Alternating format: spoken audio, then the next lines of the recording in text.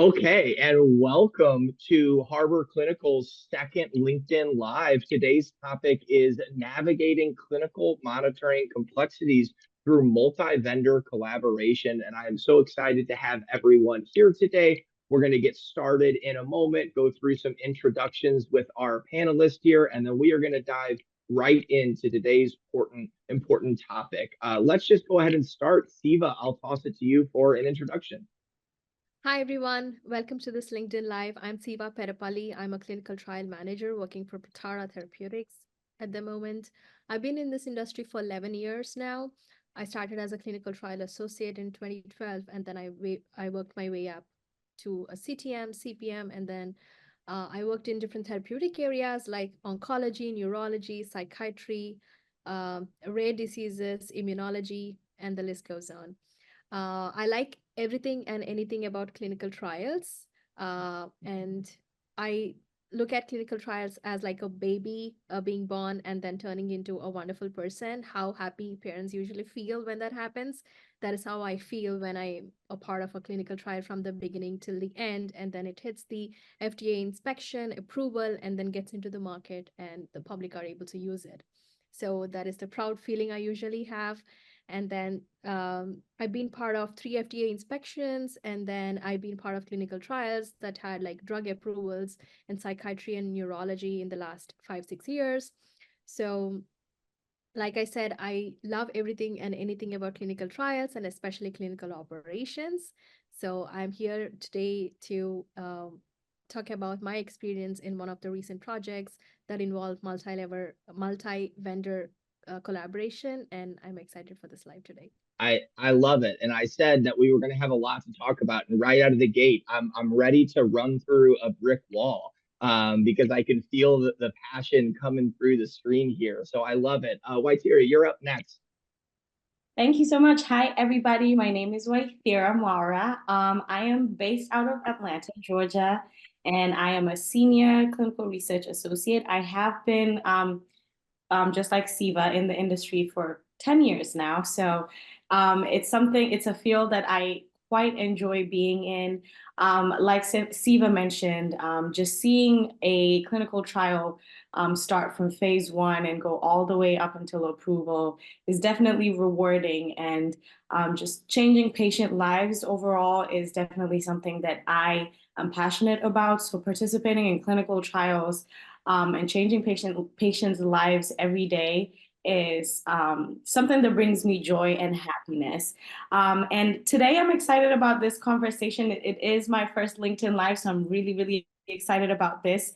I'm excited about the conversation just so we can also share our experiences and talk about how, multi-vendor, how, using multi-vendor companies, kind of like Harbor Clinical, has assisted in ensuring that we reach these targeted goals for sponsor-specific studies. So I'm excited to hear the questions that come out of this discussion and also just, discuss the topics that we had prepared early and see what we had also faced while we were working together as a team with Saida and Siva on our previous trials, and see how if anybody else has also some insights that they can give us and how using multi-vendors in helping clinical trials reach their goals can essentially just give us more insight on how to work as experts in this field. I love it. And I think you, in your introduction there, kind of showed what we're going to talk about, looking at it from the very end result and then how do we get there and kind of connecting those dots. So I'm excited to dive in. But last and certainly not least, Aida, why don't you go ahead and introduce yourself as well, and then we'll set the table and get started. Thank you so much, Alec, for this. Hi, everybody. This is Sayyida Samia. I'm a senior clinical research associate with an overall experience of 7 years in the pharmaceutical and the clinical research industry. My role basically involves monitoring the trial entirely from the startup to the closeout phase, making sure that the study is compliant with the protocol, meets the GCP guidelines, and the regulatory requirements. And I basically work with the research teams internally to ensure that The data is very well integrated. The study timelines and sponsor expectations are met. And most importantly, in this entire situation, I would say the patients are our major concern. So making sure that the patient safety is very well maintained, that should be our main aim. So I really look forward to having all this aligned. And with my vast experience across various therapeutic areas, I would say that I've been so passionate about, science, hospitals, doctors, and of course, clinical trials, that I would love to do my bit and contribute to any advancements in the medical science through this meticulous and ethical research practices that we are into today. And of course, I'm really excited and looking forward to have these conversations, share our thoughts with one another, and learn from each other. How did we go about different challenges that we came across while working on any of these studies? And of course, to understand how multi-vendor collaboration is important in some specific clinical trials. So looking forward to it. I love it. I love it. Well, we are.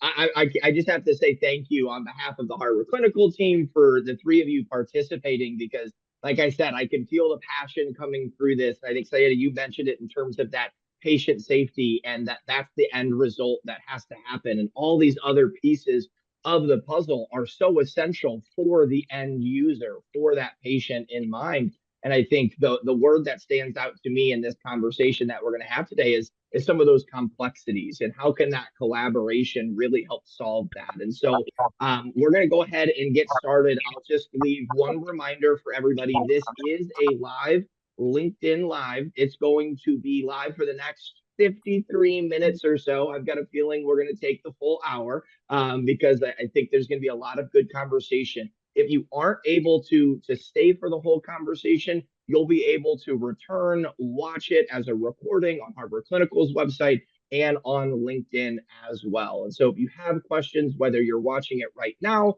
or you're watching it 2 weeks or 2 months from now, you can still submit those questions on the LinkedIn, and we will make sure that one of our panelists provide an answer. But with that being said, I kind of just want to jump in and I want to rip the Band-Aid off. And I think, Siva, we kind of talked about just starting at the top in terms of defining what the multi-vendor relationship is, and frankly, the circumstances when a sponsor may choose to pursue this route. And I think we'll start with you in terms of just given that broad scope of view, and then we'll kind of start to narrow in a little bit into some of those challenges and pain points, then go into examples. But let's just start at the top.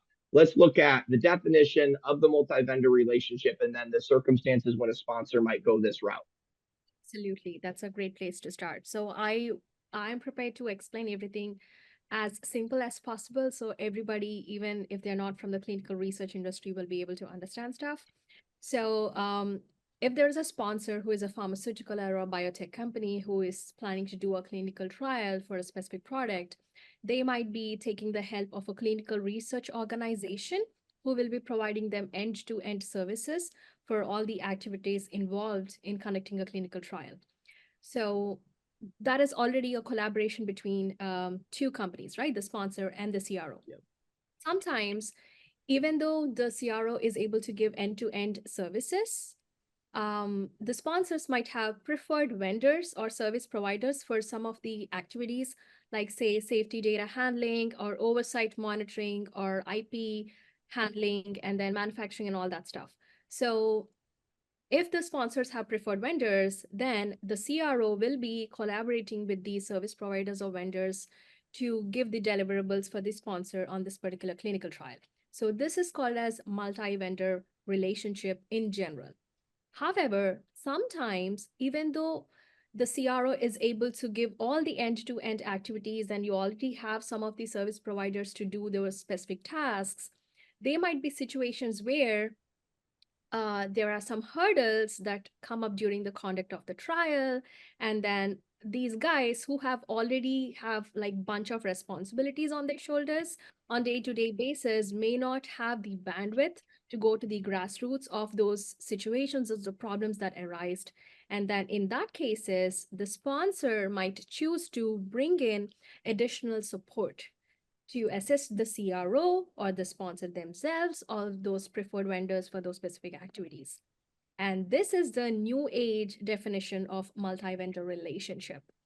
So I don't say this is very rare in the industry, and this is not also the norm at this present day, but I can see the industry shifting towards multi-vendor relationship moving forward, because even though the CROs that we have in the industry are humongous big, and we have like the top big five players like IQVIA, Icon, PPD, all these companies are there where they can give end-to-end services, but you can understand the volume of trials that they do, and then the threshold that they can handle. So the sponsors are seeing the deficiency of that quality falling behind. Sometimes it's nobody's mistake, right? But good things happen to the best of bad things happens to the best of us, right? So in that cases, the sponsors are seeing the profit in getting some additional help to support the already established game players for their clinical trial. So that is the new age multi-vendor relationship that we are seeing as a trend setting in. And then moving forward, I am really hoping that this will take up and take over. Yeah. It's a great, setting the scene in terms of the future over the next, I hopefully in the next 12 months, but you think about the industry in terms of these sprints and you look at it over the next 3 to 5 years. I'm curious, and we'll talk a little bit more about this later on in terms of how it can progress. I think one of the questions that comes out right away, Siva, is you mentioned a couple of things there in terms of the bandwidth and the quality, and yes, it's not necessarily one entity or one individual's fault or a pain point necessarily, but it's just the truth, right? Like that's the table stakes. And so can you go into a little bit more detail in terms of some of the common challenges and pain points that we can solve using the multi-vendor relationships, and just kind of go into a little bit more detail there? Absolutely. So, in the case that we are going to talk a little bit more in detail in this call is about the recent project that we have done through Harbor Clinical as that specialized service provider for the client Harbinger Health, who is based in Boston, for a 10,000 patient oncology diagnostic study. Harbor Clinical has set up a team of members, experts, that is me as a clinical trial manager, associated with Sayeda and Waitera, and then three other CRAs who are experts in their own respects, were put together through Harbor Clinical to help Harbinger Health with the challenges that they were facing with monitoring activities. They do have a preferred CRO already in place, taking care of all the day-to-day traditional monitoring activities. But there was a situation where they wanted an accelerated data cut within like 45 days. 75% of the data should be, ready for the data cut within 45 days. And then we need to get to 100% of the data verification within another 45 days. So because of these accelerated timelines, the said CRO do not have the resources to cater like in the last minute, and it's definitely out of scope for them. So it's going to be a very lengthy process to even set up the entire team, SWAT team, to get it those needs. So that's when the client, Harbinger Health, decided like, wait a minute, why don't we just bring in Harbor Clinical as like a SWAT team so that they can help us with this requirement within a short time. And then that's when Harbor Clinical has put us on this project. And then we went in like towards the end of July. And then the data cut was around September 26th. So we had like close to 45 days to know the backgrounds of the sites and then understand the volume of the work that has been pending. And then we had to do like a lot of strategies and then work together as a strong team and then go with like laser focus on the problems that they have currently at hand. And then we were able to deliver the project with 100% success within the stipulated time frame. So if you see the case here, instead of just heavily relying upon their traditional CRO and expecting them to solve every single problem that has arisen during the conduct of the trial, Harbinger Health made a really nice, smart move. I should really appreciate the team for deciding, like, wait a minute, we need laser focused team who do not have the traditional burden of other stuff that happens in the clinical trial. So if we bring them in and solve this problem within the short time, that is going to be give us like real success. So they were able to look at the future, right? So they made a really good assessment there. And then obviously we did not let them down, and we were able to deliver their hopes and needs within the stipulated timelines with 100% success. And then that's the case study we have at hand.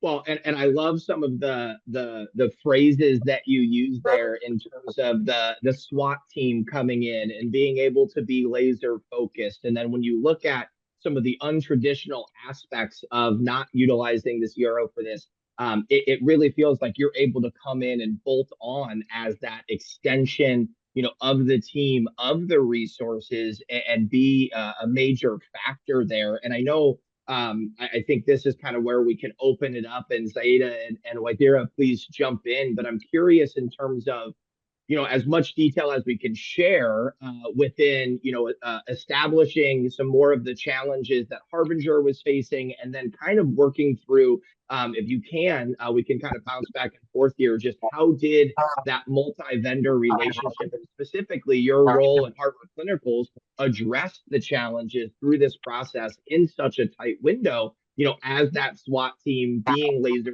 focused. But kind of want to open it up, and I'll put everybody on the spot. I know, Steve, if you want to start this, and then we can pass it around. But kind of want to get into detail here, and as much as possible, pull that cloth away and kind of show what this impact was, and then how we got there.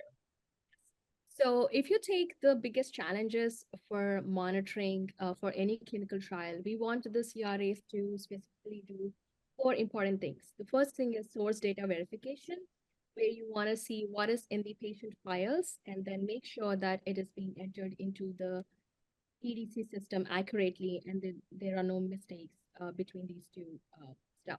And then if there are any mistakes, then the CRAs are expected to put some queries in and then make sure that the sites are answering those queries and making sure those data points are resolved, without any mistakes.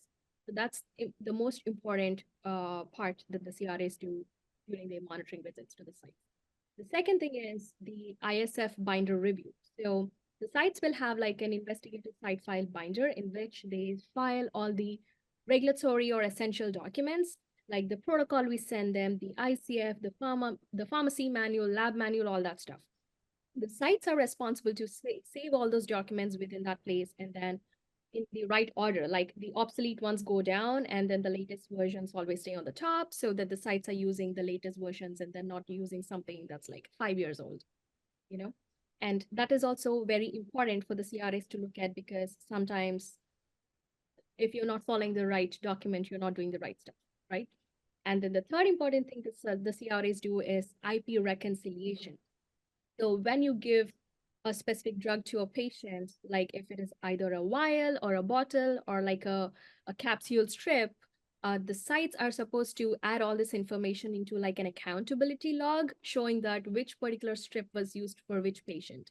If the sites are not doing it right away and not putting it in the accountability log, they might make mistakes in the future, like, putting one kit that was used for one patient and noting it down for another patient, or they might forget and throw it away and then be like, oh, we lost it. So we don't know which was even dispensed for this patient. So that is not good practice in clinical research. We need everything documented. So, and the last and the fourth, which is the most important of all that a CRA does, is building strong relationships with the site and giving them the hope that the CRAs have the sites back. If they need anything, if they have any questions, if they have any problems, the CRA is able to understand those and then relay that information to the sponsor and then solve or resolve, find or show them some solutions for the situations that they are facing. So these are the aspects that we expect from a CRA, traditional CRA, to do on a regular basis. But life is not easy. It's not straightforward. So you will always see sites messing up. It's not a single person's fault, but it always happens. So anything that the site does can have like a domino effect, and everything that the CRA does also will have a domino effect. Like if the site is not entering the data, the CRAs will not be able to verify the data within the timelines. So you will have like crooked data, which will not be useful for analyzing, and the entire trial is going to be over.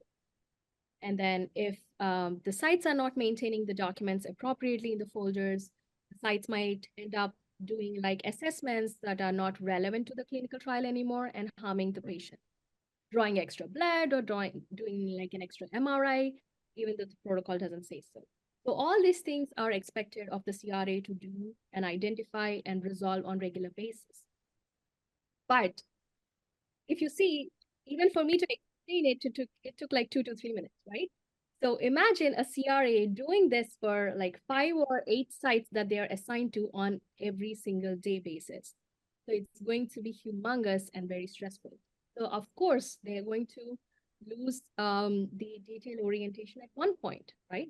So everybody's not going to have a great day every single day. So if things go south, you need an extra layer to support the CRA, right?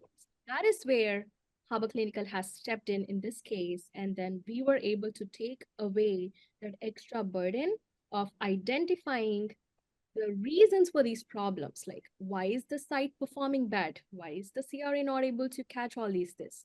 What are the grassroots problems? So we as laser focus team stepped in, and then we went with a clean mindset saying that let's not learn anything about the sites. Let's just go there and then ask them what their problems are. We told the sites, we are all ears, just tell us what your problem. That's what Vaitera did. That's what Sayeda did. And it's amazing, amazing people they are. So they were able to have the empathy for the sites and then understand their problems and then come back to the sponsor and also myself and explain what was happening with them. And that's when we went to the whiteboard and then we tailored solutions for every single site and for every single problem. With that focus and with that capacity, we were able to resolve all the issues within the timelines and then give a successful project. And Vaitera and Saida do have like some of the examples of the solution of the problems that they identified and the solutions that they came up with. So I really would love everybody to hear from them directly. Vaitera, if you want to go. Yeah, sure. Thank you so much. I love that Siva does a great job of explaining everything. She'd be a great teacher. So I wanted to jump into some of the issues that I came across while working on the project with Harbinger Health. I did have one of my sites that had quite a large volume of patients. And the issue here was that there was a huge communication gap between the site coordinators and the prior CRAs. And we, as a team, we probably came up with the why as to being probably they were too busy, and because they had so much going on their end, that's why Harbinger Health was able to summon Harbor Clinical, and they brought in our team as experts, and we were able to bring in our knowledge and our strategies, and we were able to specifically for this specific site and the communication gap, they were supposed to bring in patients at a specific time only when the sponsor notified them that they were supposed to bring in those patients. However, because there was a gap in communication between the site coordinators and the prior CRAs, the site was still bringing in the patients even though they weren't supposed to bring in the patients. So we as a team, I obviously escalated that to my CTM Siva, and she was able to escalate that to the Harbinger team and get some clarification on what exactly was to be done. Were the patients supposed to come in, or were they not supposed to come in at that specific time? And so once Siva was able to get in, the clarified information, she was able to pass it down to us.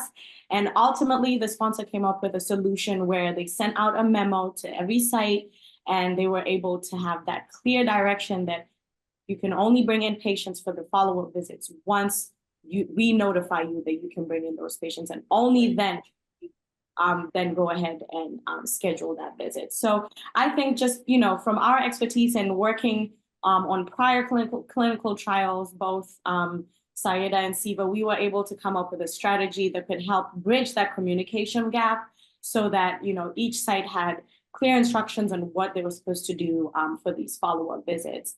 Another issue that I faced at this site was backlog in SDV. And again, we found the reason for the why to be probably just because, larger CROs sometimes just have a high volume of work, and it becomes a little bit more difficult to focus on attention to detail when you have so much work and so many things you're trying to do at once, And so the SDV fell behind at that site just because for a while too, they didn't really have a constant CRA just because of the turnover.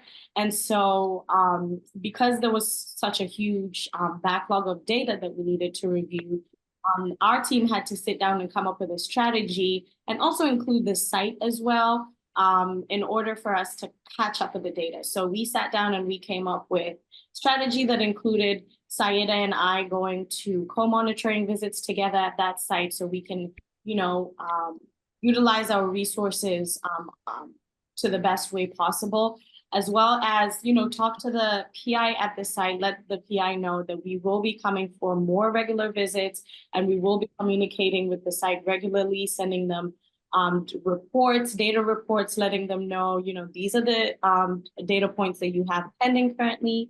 These are the queries that you have open, and then letting them know specifically what is required of them so that they're not just sometimes when you give a site too many instructions and, just give them an overview, they'll look at it and say, oh, I'll get to that later because I don't understand it. But when you give them exact instructions and thorough instructions, I know Siva likes to call it spoon feeding or hand holding, but sometimes it's necessary for these sites because we're all working as a team in order to, for the success of the clinical trial. So I think just, with us sitting down and coming up with strategies and using our expertise as clinical professionals, we were able to help reach our 100% SDV at each of our sites. Each site had their own, challenges that came up, but I think we worked so well together as a team to be able to reach our goal. And I can definitely vouch and say that Harbinger was very impressed with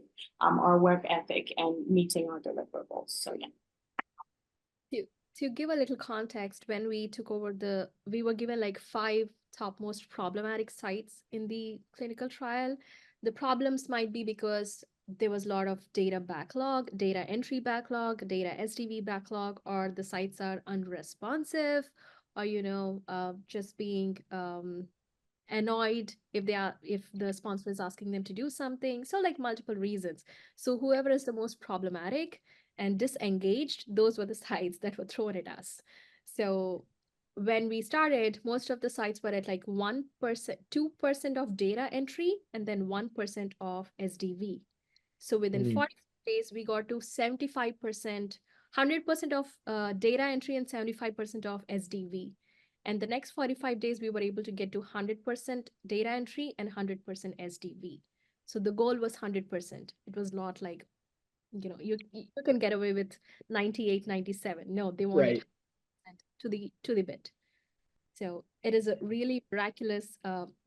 Now looking back at it, like I really cannot believe that we were able to pull it off, But I love it. Well, Sayeda, I think I saw that you wanted to jump in there, so I'll toss it over to you.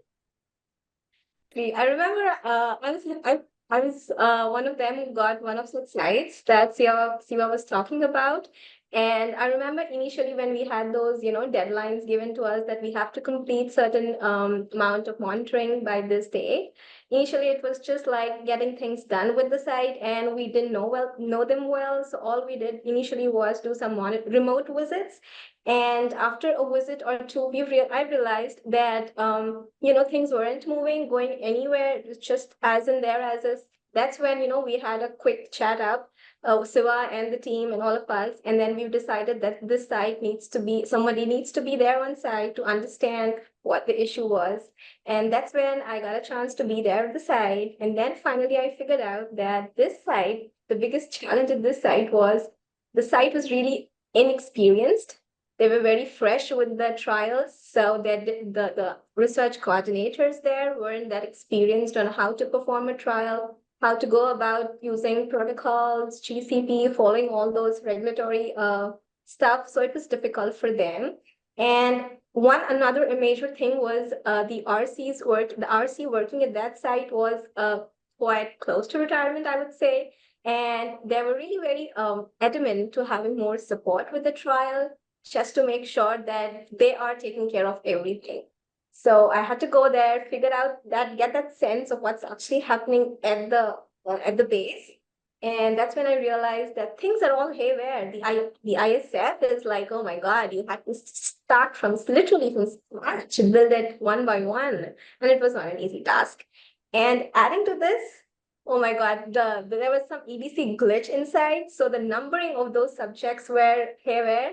And then we had to sit down together, sort that out, figure out what were some duplicate subjects created in error by the site, by the RCs. And then because of that, there was a lot of missing information. Data entry was not on time. And I also remember that site, the RC actually didn't know which protocol version or which ICF version was the subject consented for. So that was a huge mess. So basically, from the scratch, from the beginning, the site or anybody the site had any understanding of how the trial should progress. And that's when I decided, though there are lots of things on the plate, I have to catch hold of things one by one. So I've started doing a bit of more hand-holding, sitting with the RC, getting things done one by one, giving some weekly, bi-weekly targets for the site, for myself also, to make sure we get things cleared off from our end one by one.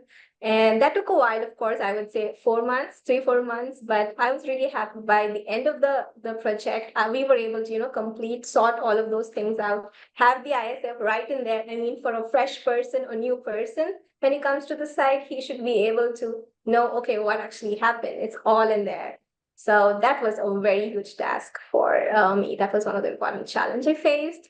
And I'll also talk about another important deviations, or I would say another important task that I experienced, that I actually faced, was damaging of samples. So one of the site had collected a lot of samples initially, and this site had a lot of employee turnover over a course of the trial. And because of that, people didn't have the access that they were supposed to have on the right times. And from the very beginning, I don't know, there were the source, everything, the ISF, the lab manuals, the versions that they were referring to were all the older versions. So again, I have to go to the site, figure out what lab manual versions they were using, understand why the samples were, just getting damaged. They were all hemolyzed. They weren't shipped on time because the RCs, the new RCs, didn't have those access required. So all I had to do was, train them on the latest versions of those manuals and get them those access right away. A lot of communications went back and forth to get these access requests done. And finally, the right person had it. They had those fresh samples, of course, taken from the subjects. But it was like pain for them, because subjects come in, give the samples, and it all just went in vain because they weren't shared. So that was the pain point. So, but then we had to deal with it. We had called them back again, taken the samples again, and then they were shipped in the right way that they were supposed to. And then finally, we were able to mitigate that error.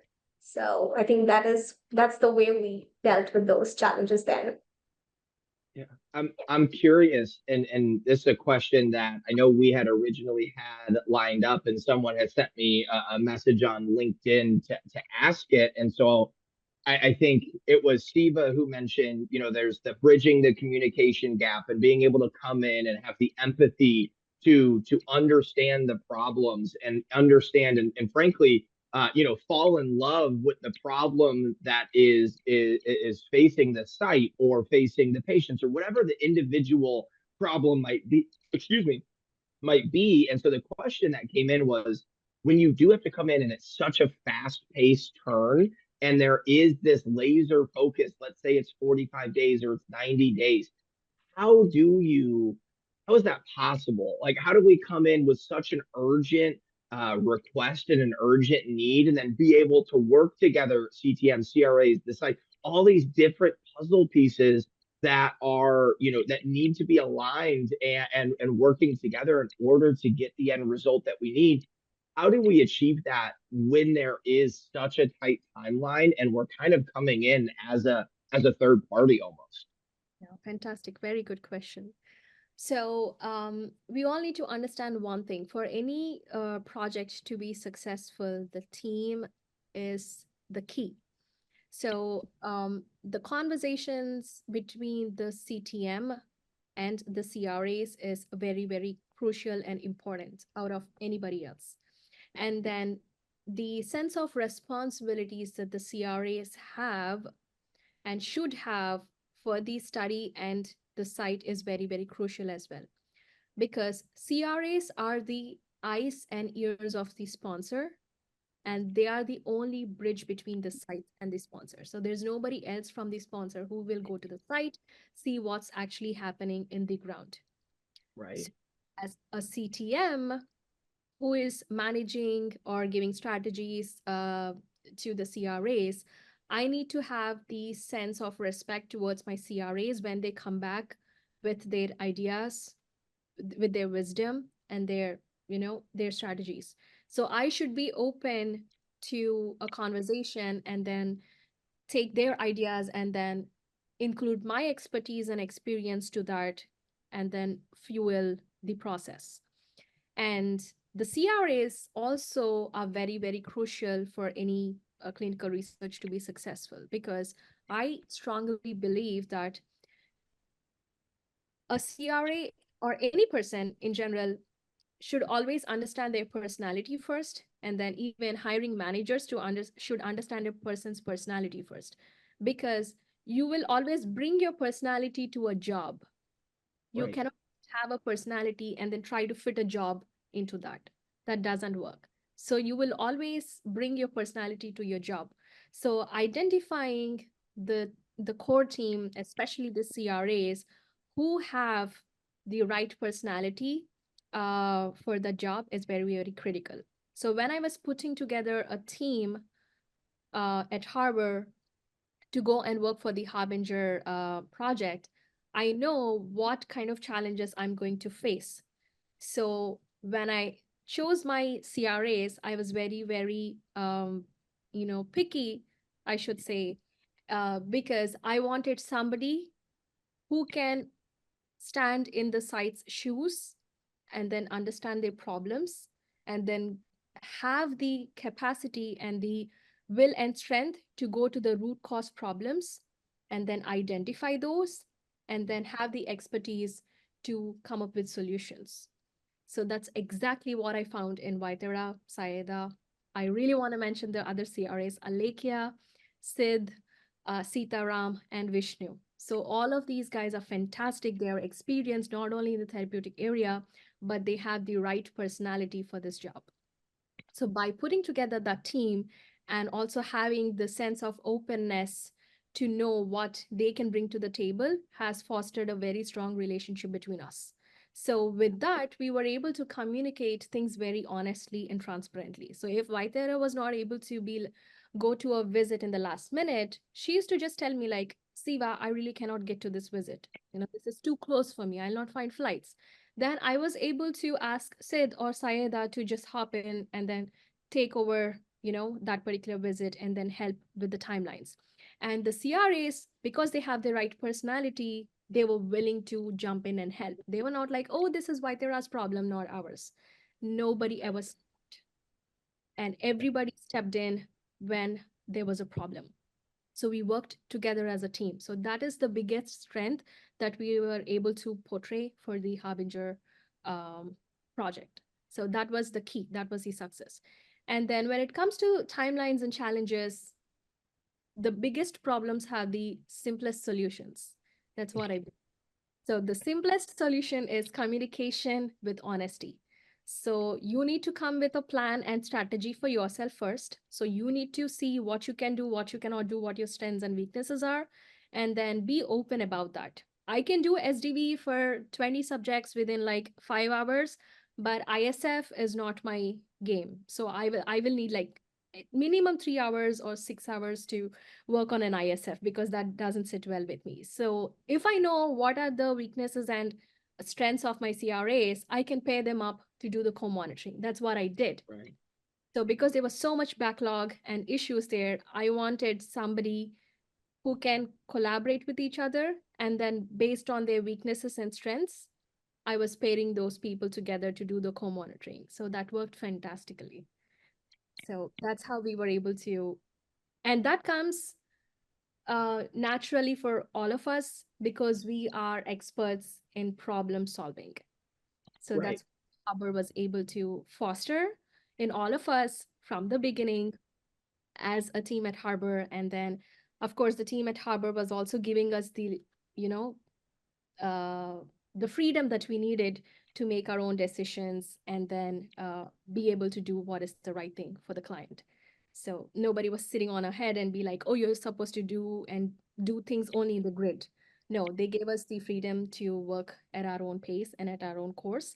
And then, and we were able to deliver the success. So I think it's definitely a team effort, I would say. I love it. I love it. Wahira or Syed, anything to add to that at all? Actually, just to what Siva was in regards to us being experts, because we came in as theories that are experienced in the field, and even if not specifically to that indication, we definitely have worked in clinical trials. So the amount of time it would take to train expert CRAs to get onto a study and to onboard and to actually get into the field and get to those site visits is a lot less than compared to Harbinger hiring a brand new CRA. Right. Process that would take 90 days. And then, so I think for them, this was definitely a great thing for them to do in terms of utilizing their resources and maximizing, the outcome in terms of, okay, we're going to bring a subset of, professionals that are experts. We won't take however many weeks training them because they're already experienced. They can come in, train in a week or two and hit the ground running. And then that way we're able to meet whatever deliverables that we're trying to meet in a short amount of time. Because obviously seeing as to how the Harbinger CRAs were overworked and they just didn't have the right amount of resources, they were able to bring in, Harbor, and then they, of course, we were under Harbor, we were able to help them get to what they were trying to get to faster while utilizing in an economic. I love it. Saida. Yeah, adding on to what Sri Siva mentioned Alec here before, I believe that for this entire setup to run, all of us, the entire team, the CRM, the CRAs, the site, all of us have to be on the same page, on the same consensus. We should have our goals aligned with the expectations. What are we looking for from the trial? And to get what we actually want out of this, we, at the end of the day, it's the site at the base level. So and then it is the CRAs who is the middleman between the sponsor and between the site. So it is very important for a CRA to understand, I would say, their own sites, their RCs at the site, and have a relationship with the site in such a way that they should be comfortable with you sharing their problems at the site, talking to you about various issues at the site. So I think that would make the job much more easier in a way to sort things out and have everything streamlined for the process, I would say. So having the site getting comfortable with you would be one major, a call out, I would say, at least to have things moving with the process. So I'm curious. We've talked a lot about the communication and the collaboration and the benefits, and one of the questions that we had looked at is kind of I don't want to say pitfalls, but what are some of the challenges of multi-vendor collaborations and how can they be addressed proactively? So we've got this new team coming in. We're going to be aggressive. We've got the tight timeline. And I know that the obvious answer, and we're going to go into it, is that communication and being on the same page. But just kind of a general question, what are some of those common pitfalls that we can expect or we need to be potentially wary of when going with multi-vendor collaboration? And then how can we address those, pretty quickly? So one of the pitfalls which can be easily overlooked, but also can cause a lot of trouble if overlooked, is um, overstepping into the other vendor's responsibilities. Okay. So take our case, the CRO was still in place. So we had like around 100 sites which were distributed among the CRO and another vendor like ourselves, and then Harbor Clinical. So even though the sites were distributed, there would be some responsibilities that would be overlapping, like sending communications to all sites on behalf of the sponsor, or giving like the entire study's percentage improvement in the source data verification and all that reporting, all those things. So at all times, me myself as a representative of Harbor Clinical should be within my boundaries and should not overstep and make the other team uncomfortable. Like, why is she trying to like resolve the problems of the sites that are not assigned to her, or why is she sending communication to these sites? So that was I could see that from I could see myself overstepping at one point, because in the beginning, when we onboarded, I was asked to communicate with all the sites about their problems. So all the 100 sites. So when I started reaching out to them at the sponsors directive, the other vendors started getting pissed off, like, why is she emailing and copying us? Like, who is she? Then I realized that it was not sitting well. And that's when I went back to the sponsor. And then again, communication is key. So I asked the sponsor, like, am I supposed to do this or not do this? I was told otherwise. So I really need a clarification so I'm not overstepping into somebody else's responsibilities and then making a mess out of it. That's when the sponsor had a conversation with the other vendors. Then they came up with a plan like, okay, these are the set of sites you're going to deal with, and these are the set of sites they are going to continue to deal with, right? So Right. it's able to communicate the situation that's, I could see it like really close by.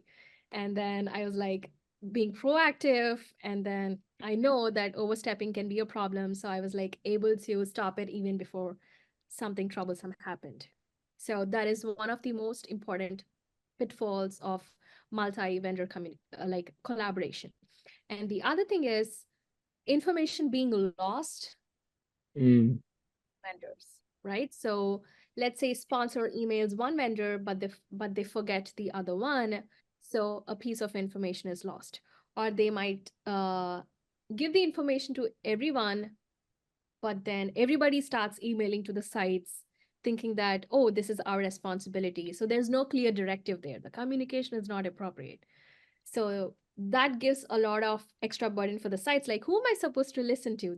These guys or these guys? Like, who is going to work with me closely or directly? So a confusion and loss of information or spread of misinformation is possible when a bunch of vendors are working together. So everybody yeah. has a different way of taking information in. So there's always a possibility of that. So making sure that you ask the appropriate questions, and then before you send something out, it's important for the top level managers at all these vendors to communicate together and then distribute the activities among themselves before they open the floor for the extended team members. So In that case, I think we were also successful with the Harbinger project because the main CRO and the another vendor, just like Harbor Clinical, and of course myself, all three of us were like, after like 20 days into the study, we were like good friends. So we know, okay, you guys are taking care of this, I'm taking care of this. Let's work it out together. So if I Yeah. had even before the sponsor responded, the other vendor responded because like they already know what's happening because they've been here Right. for. So that was helpful for me to accelerate activities on my side. And there was a time where we were close to 100%, but the other team was not close to 100%. So I offered that, hey, because now we are close to 100%, I don't need all my CRS to work on these sites. I just need Whiter and Saida. So the other ones are in backup now. So if you guys need help, they can help with co-monitoring remotely, because they already have the common system access. They just need the site access. So if they can just get added to the sites, we can help you guys in that. And the other vendor also was open when we were stuck at 99%, and then that 1% was challenging. It was only like I think 10 pages or something, but they were Yes. clean, and then the site was not having a slot to give for a visit, and Yeah. if paper documentation, so we could not do remote visits, so we had to go there. There were no flights available. Flights are getting expensive, so I cannot send somebody from New York City to California, where I can send somebody from Texas to California, which is like relatively closer. So even all the financial aspects are something I need to manage as a manager. So they were like quite challenging times with those last 10 pages, which was annoying. Yeah. And the other CRO team were able to give us insights like, hey, we had something similar happening with our site like a few days ago, and this was the approach we took. So why don't you take this and then work it out? So instead of looking at as a race, all of us were looking at the bigger picture because this is a 10,000 patient study. Imagine getting 10,000 patients for a clinical trial. It is an astronomical figure.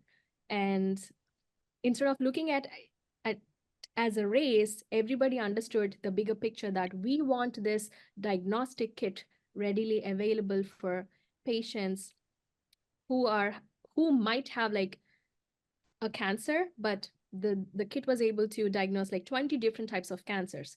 Imagine having a diagnostic kit that can do this out in the public, and then people are able to use it and then save themselves from this horrible disease. So that is Right.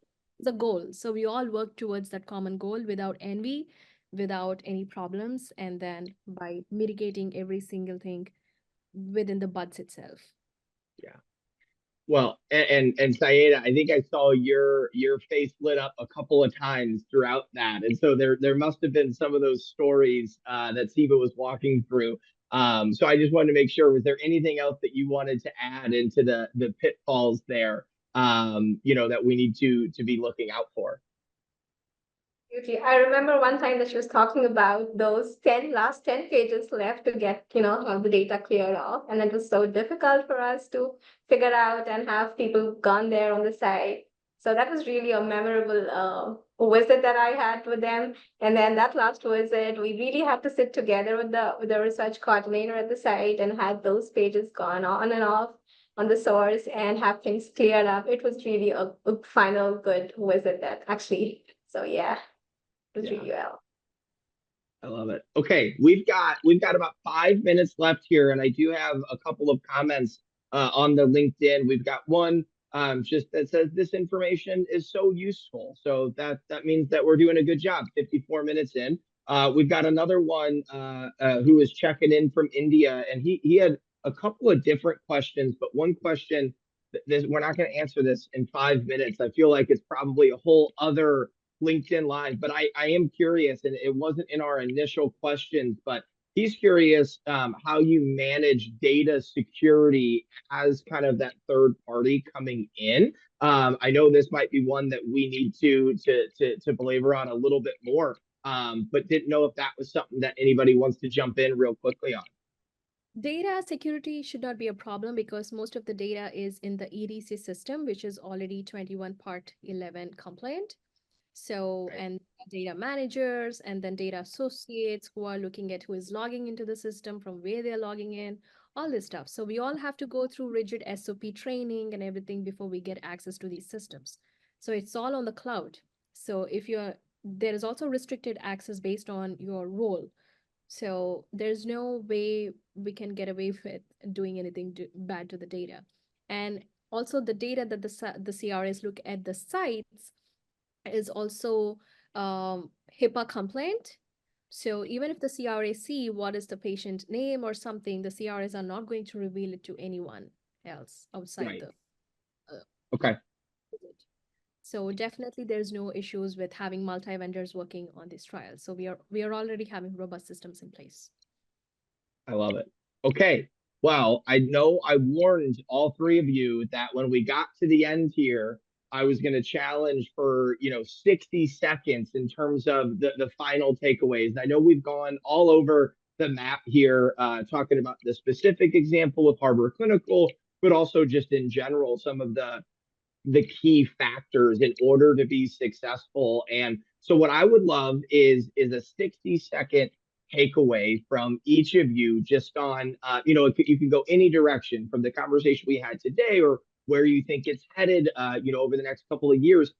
Really your opportunity here for a takeaway. I'm just going to go in order of my screen, which means Sayeda, you are up first. And I knew that I would be ready here. I've got the timer pulled up. Listen, if you go over, I'm not going to stop you, but there might be, some heckling along the way if the next thing you know, we're at the 2-minute mark. So with that being said, Sayeda, I'm going to start with you. Final thoughts, final takeaways from today's conversation. Absolutely, Alec. I would say that with the advancements in clinical trials and in science, with every day passing by, I would say this multi-vendor concept is definitely changing business models every day. So there is a huge scope ahead, and I'm sure this is going to help break down those responsibilities, accountabilities across teams, so that we can have those things, our goals aligned, and the expectations that are required from us to be met at the respected time frames. So I think that is what would be my takeaway for today. Sayeda, 38 seconds. That's fantastic. Like that even beat the 45-second mark. So I don't have house points to give out, but 10 points to you. Waithira, you are next on the screen here. So let's go to you for your final takeaway. Okay, so I think my final takeaway from this is that the multi-vendor collaborations and relationships is the future. And I think we're moving towards that way. Just because I think it's a way of utilizing resources in order to ensure that clinical trials are being run efficiently, and ultimately, making sure patient care is what we're looking towards as the most important factor here. So yeah. I love it. And you saw say it is 38 seconds and said 35 seconds. I love it. I also love hitting on the patient care again, kind of reframing all of this. We talked about so many different pieces of this challenge, frankly, that is a clinical trial and how complex it can be, all the different parts. But at the end of the day, that patient care, the patient result is the frame that we have to look at all of this in. So I love it.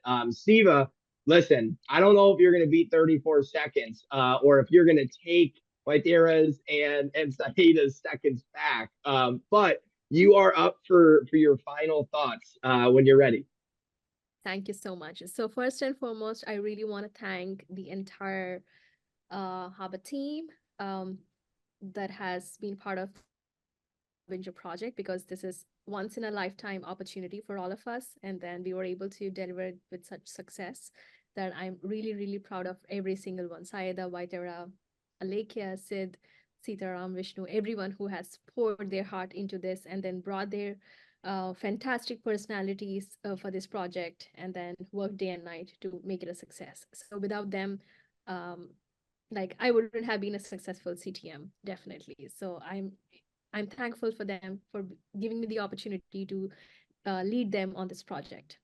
And the next thing is, Definitely, there are so many experts in clinical research industry with years of experience and then the right personality for being consultants. So definitely, if somebody who is not looking for traditional, um, you know, 9 to 5 jobs but want to be consultants, definitely um, they now have the opportunity to open up their horizons and then try to be part of projects like these as experts and then be part of multi-vendor collaboration. So this is definitely a great career opportunity for somebody who come with great background and experience. So that could be the second takeaway. And the third one is definitely like Vaidar and Saida said, this could be the future of clinical trials. Instead of just burdening one big company with every single activity of a trial, it's better to have like bits and pieces of it distributed between smaller teams or expertise, specialized vendors and service providers. So the efficiency of the clinical trials is maintained, and then we have like less and lesser problems. If we follow this route. So definitely multi-vendor relationships is a great opportunity for the sponsors, and also like the CROs to leverage and then make like take the benefit out of this new setting that is becoming a trend. Steve, I'm going to put you on the spot right now. How long do you think that was? Uh, Maybe 1 minute. 1 It minute. was 2 minutes and 21 seconds, but it was worth it. It was a great final thought. You hit on three different pieces, and I loved it. I just have to say thank you to each of you, not only for joining Harbor Clinical's LinkedIn Live today, but for the work you do day in and day out for this industry. You are the individuals that make it run, and so thankful for that, and appreciate you participating in Harbor Clinical's LinkedIn Live on navigating clinical monitoring complexities through multi-vendor collaboration. And as I mentioned in the beginning, if you have questions for any of these three, feel free to still leave them in the comments, and we will absolutely send them their way. We can provide more content because I think this is one of those conversations that people are going to come back and listen to time and time again, and really be able to learn from. So thank you so much, Siva, Waithira, and Sayeda, for your participation and the work that you do. Thank you, Alec, for Thank facilitating. you.